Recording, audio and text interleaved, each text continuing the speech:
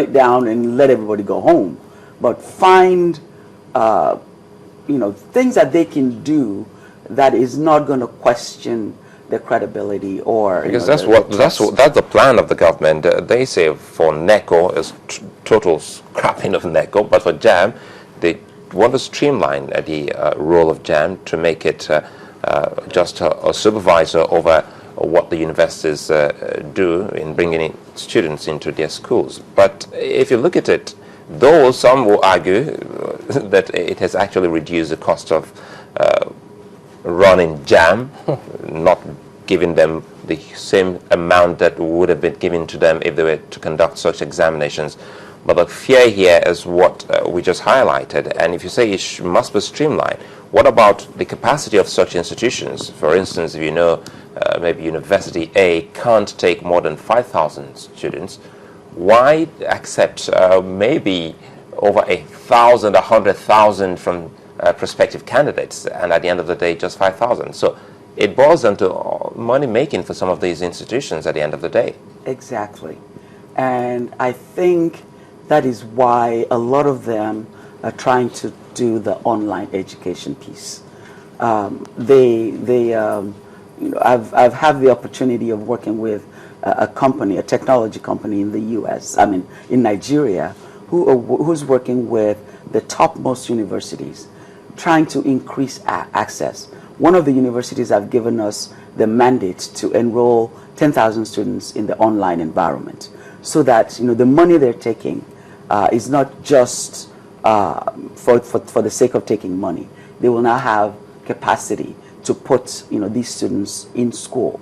We're using tablets, specially formatted to circumvent the technology, to circumvent the bandwidth. It's almost the same with the Open University, isn't it? Well, this is a step beyond the Open University.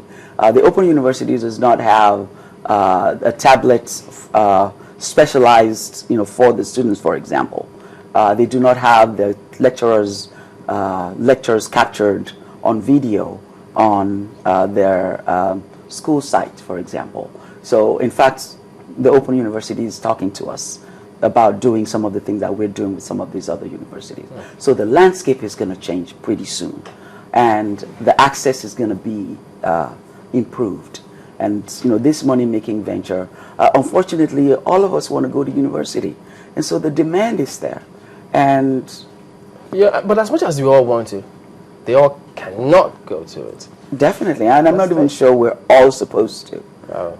Because there are certain, things that you can do that does not even require a university education, and yet you will be benefiting society. In fact, they can even perform better. Exactly. If they go elsewhere than getting a university education. Exactly. But opponents of this plan to scrap NECO think that some of them, they think, look, does it boil down to the amount of examination bodies we have or should have, or the quality? Because they think some other countries with less population than ours have more examination bodies and they're doing well.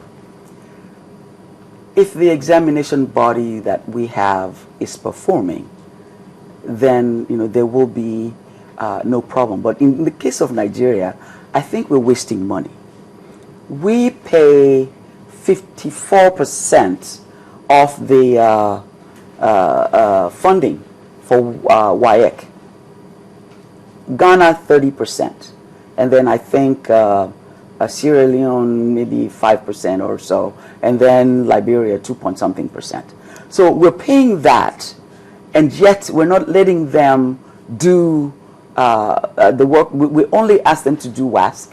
They have all other examinations that they can offer. We don't accept those. Now, NECO was supposed to be an enhanced, I think it's the National Educational Measurement Board. That was how it started. And so let's expand it. The National Educational Measurement Board had like 5 regional offices. When NECO came into being, they have 15 zonal offices and 37 state offices. They quadrupled their staff number, and they tripled their vehicle fleet. And so you can see where some of this 8 point something billion, almost $1 trillion, that's going to be saved. If these organizations are scrapped, you can see where it's coming from. You know, I was just about to ask you if you were worried that this scrapping was in the context of cutting costs, not exactly in, you know, reworking our education policy. Does it worry you? I don't know that it's about the educational policy. I'm sure they're honest about that. Yes. But that's okay, because the educational landscape is going to change. So I'm not worried about what they're doing now, because the game is going to be different in 5 years from now. So it's not about, I don't think they have the concern. If they did, it would not be about scrapping NECO or, you know, side tracking or putting aside Jamb. It will be about how do we empower our teachers to teach our children better? How do we use the technology in our schools to enhance our student learning? It would be about the end user, the student who's going to take the NECO exam. But now it's about the money. So I don't know that it's, I hope they won't pretend that it's about, you know, the educational system. No, definitely not. But the thing is, I mean, you are seeing an opportunity here for the education sector. And you're already predicting that with, maybe even with this, in 5 years' time, you know, things are going to change in the educational landscape. Are you not seeing a role for government in that particular change? Oh, yes. You know, regulatory. Just as NUC is regulating. I don't know that Jamb is a regulating body, and I don't know that NECO is a regulating body. So we need the regulations. But NUC is already there doing the even now with the online thing that we're working on, we can't say squat about it until NUC says you're good to go. So that is where the standards, you know, is being set. That is where the regulation is being put in place. And it will be the same for the online environment. And I say with confidence because right now I teach for 2 universities in the US online. I live here in Nigeria. I've been doing this for years. Now, one of the universities, they have 10,000 students. When I started with them, 10,000 students on campus, and they had 30,000 online. Today, they have 15,000 on campus, and they have close to 100,000 online in the space of 4 years. And then the United States has all these 4,000, 5,000 universities. We don't even have anything close to that. And we have millions of Nigerians wanting to go to school. So I can just see this being a moot point. Because it brings to mind how we can actually develop the sector. Remember, we once talked about the monies that comes to the sector, education sector, so to speak. And if we say we're trying to cut costs running government, and if NECO is out and there's a total reduction in what is taken to Jamb, we're trying to look at how that kind of gain can be plowed into developing the sector. Exactly. So that would be my prayer, that they will take that money and put it, because right now we have about, 70% of our budget in recurrent.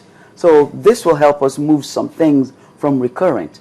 But when we take it out, please make sure you put it back in education and build the capital base that our educational system needs. Now, let's not fritter away this savings.